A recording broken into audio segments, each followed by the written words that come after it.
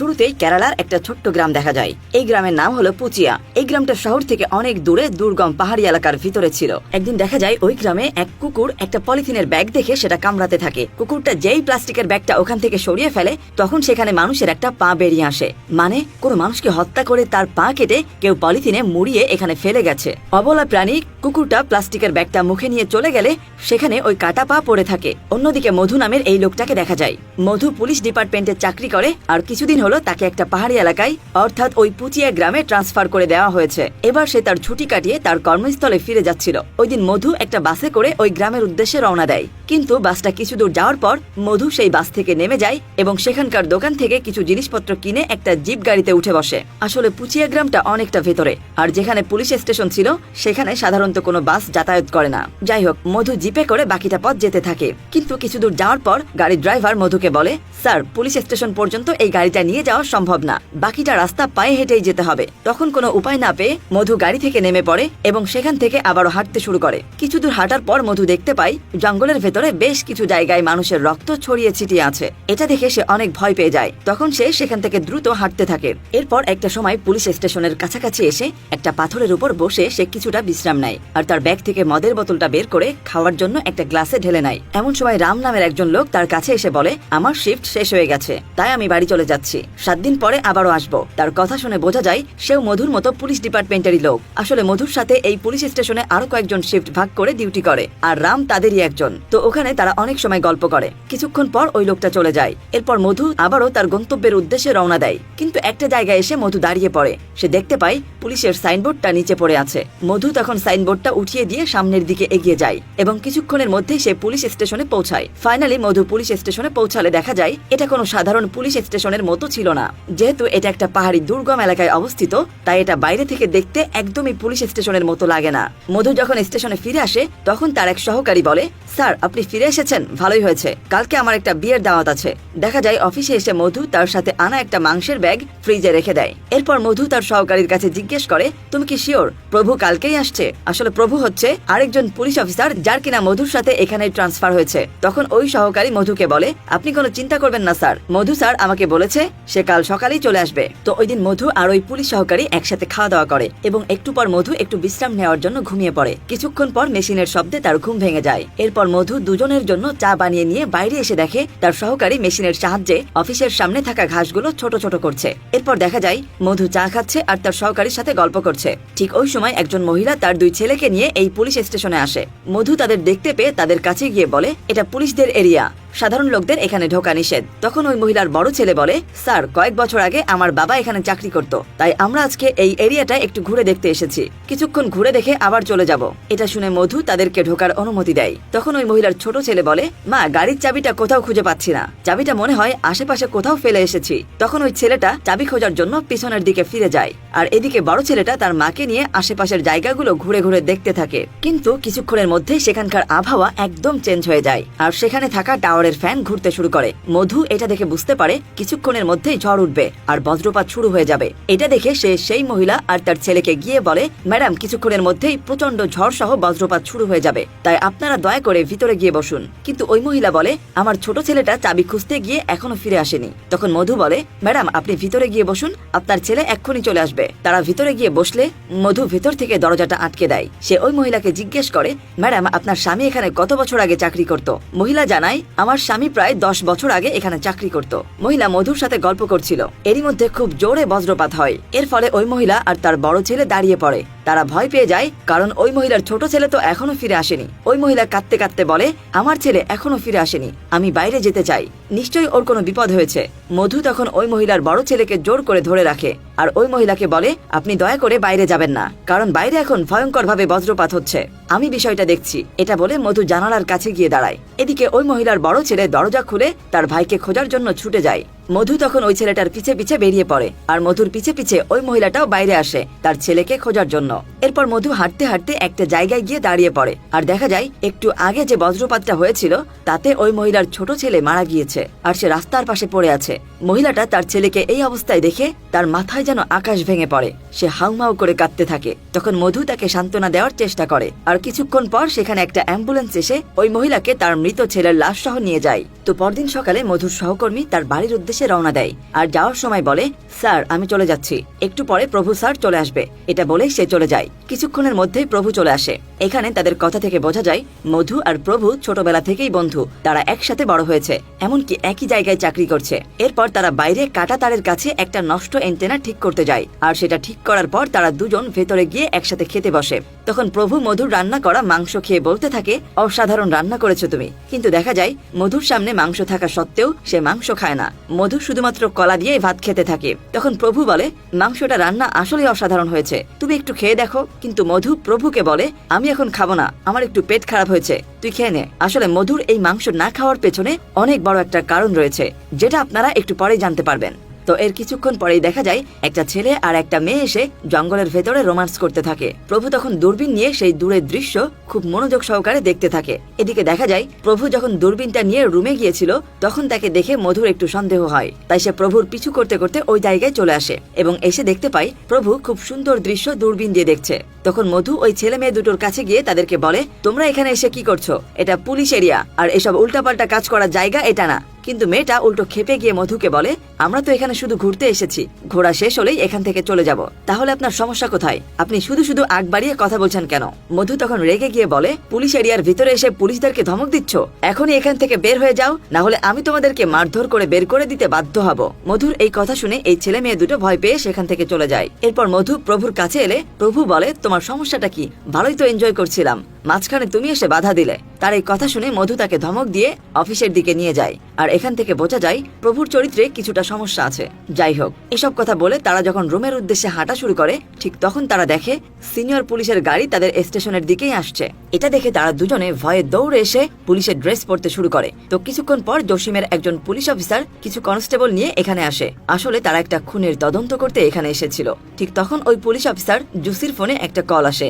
সে তার ফোনে কারোর সাথে রাগারাগি করে কথা বলছিল। তখন জুসির ড্রাইভার মধুকে বলে, কিছুদিন আগে স্যারের ওয়াইফ তার এক বন্ধুর সাথে পালিয়ে গিয়েছে, আর এই কারণে স্যার প্রচন্ড রেগে আছে। তাই সে এখন তার লয়ারের সাথে এভাবে কথা বলছে, আর এই কারণেই তার মেজাজ সবসময় গরম থাকে, যার কারণে সে নিজের রাগ অন্যের উপর ঢালে। এর কিছুক্ষণ পর একটা এমার্জেন্সি কল আসায় সেখান থেকে তারা সবাই চলে যায়। অন্যদিকে দেখা যায় মধু আর প্রভু রুমে বসে একসাথে কার্ড খেলছিল।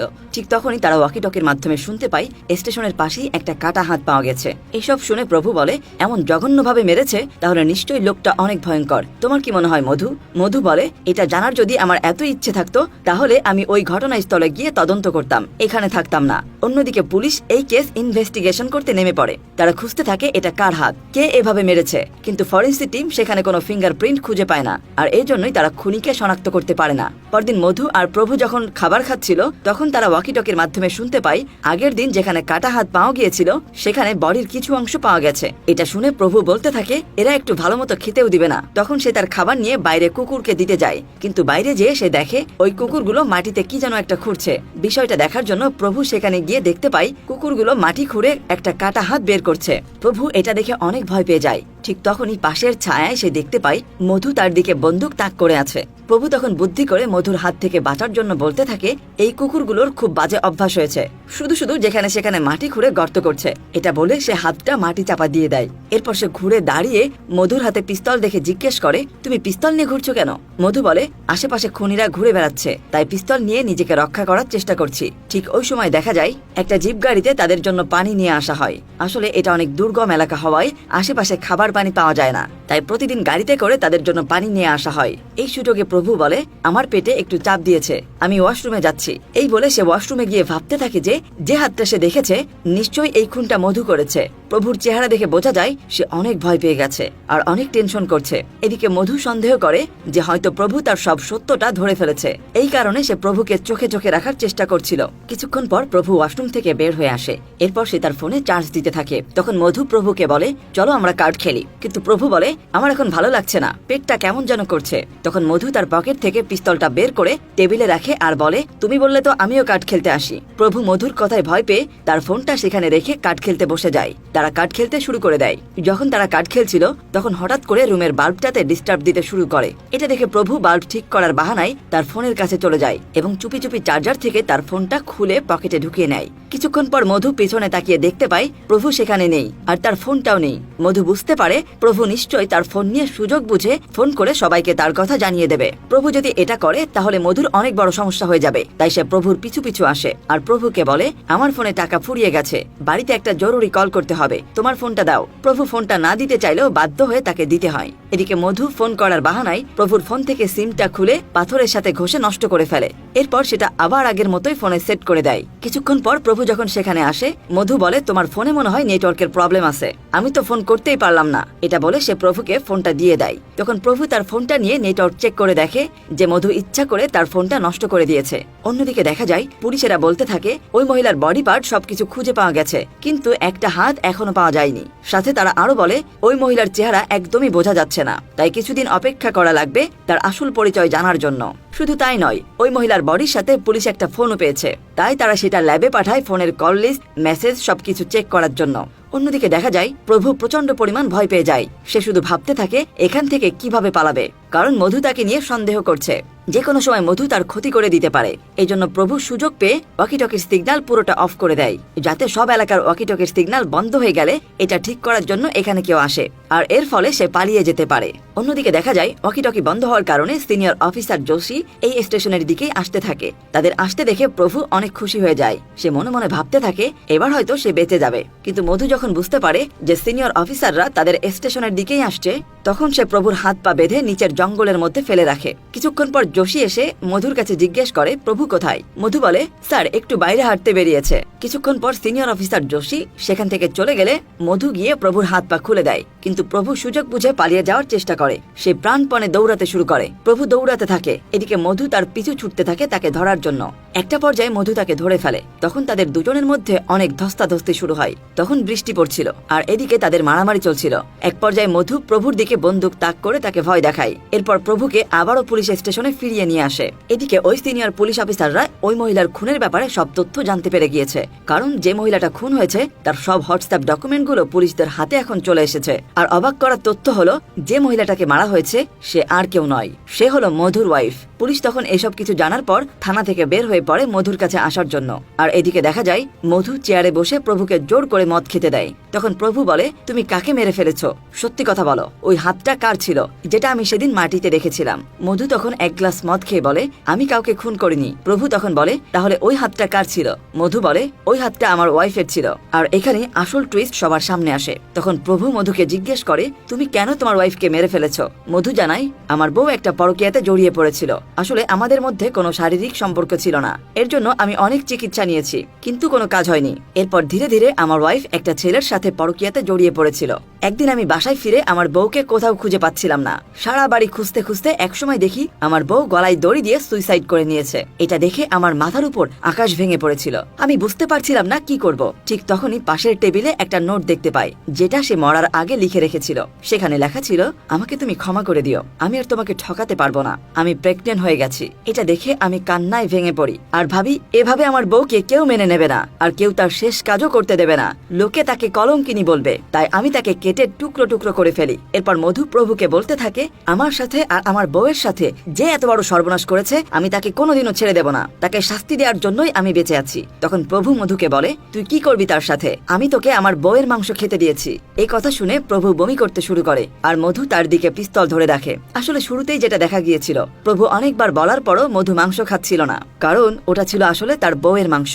আর এখান থেকে জানা যায় মধুর বউয়ের সঙ্গে আর কেউ নয়, বরং প্রভুরই সম্পর্ক ছিল। প্রভু মধুর ছোটবেলার বন্ধু হয়েও তার সাথে বিশ্বাসঘাতকতা করেছে, যার কারণে শেষমেশ মধুর বউকে সুইসাইড করতে হয়েছে। অন্যদিকে দেখা যায় পুলিশরা তাদের স্টেশনের দিকে আসছে। তারা মূলত মধুকে নয়, বরং প্রভুকে ধরার জন্যই আসছিল, কেননা প্রভু আর মধুর বউয়ের সব কল লিস্ট আর মেসেজ দেখে তারা সবকিছুই বুঝতে পেরেছে। আর এই কারণে পুলিশরা সন্দেহ করেছিল যে মধুর বউয়ের মৃত্যুর পিছনে প্রভুর হাত থাকতে পারে, কারণ পুলিশরা জানতো না যে মধুর বউ সুইসাইড করে নিয়েছে।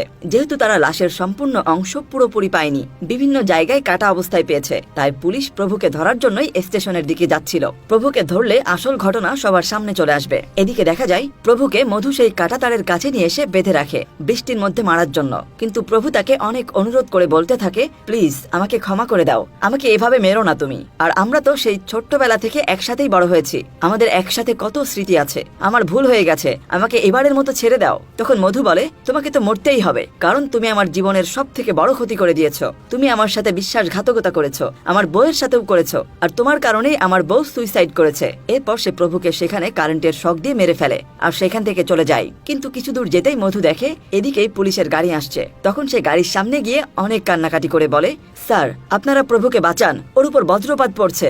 এখানে সে এমন একটা ভান করে যেন সে প্রভুর জন্য অনেক চিন্তা করছে। আসলে সে এমন অভিনয় করছিল যাতে পুলিশ তার উপর কোনো কিছুর জন্য সন্দেহ না করে। এরপর পুলিশ অফিসার সেখানে গিয়ে দেখতে পায় প্রভু মারা গিয়েছে। পরদিন সকালে ওই পুলিশ অফিসার যশী মধুকে বলে, তুমি বাড়িতে চলে যাও এবং কিছুদিন রেস্ট নিয়ে তারপরে এসো। মধু যখন রেডি হওয়ার জন্য ভেতরে যাচ্ছিল তখন পুলিশ অফিসার দেখতে পায় মধুর পেছনের শার্ট ছেঁড়া। এরপর সে প্রভুর লাশের ওখানটা ইনভেস্টিগেশন করতে গিয়ে দেখে কাঁটা তারের বেড়ায়ও সেই ছেঁড়া শার্টের অংশ। এটা দেখে সিনিয়র অফিসার যশী বুঝে যায় যে প্রভুকে মারার পেছনে মধুরই হাত রয়েছে। এটা বুঝতে পেরেও সে মধুকে কিছুই বলে না, কারণ তার স্ত্রীও পরক্রিয়া করে তার সহকর্মীর সাথে চলে গিয়েছে, আর এই কারণে সে মনে করে এসব মানুষকে মেরে ফেলা একদম সঠিক কাজ। এরপর যশী সে তার সিনিয়র অফিসারকে ফোন করে বলে অমৃতার হত্যাকারী বিদ্যুৎ স্পৃষ্ট হয়ে মারা গেছে। আর এদিকে দেখা যায় মধু চলে যাচ্ছে ছুটিতে। আর এখানেই গল্পটা শেষ হয়ে যায়।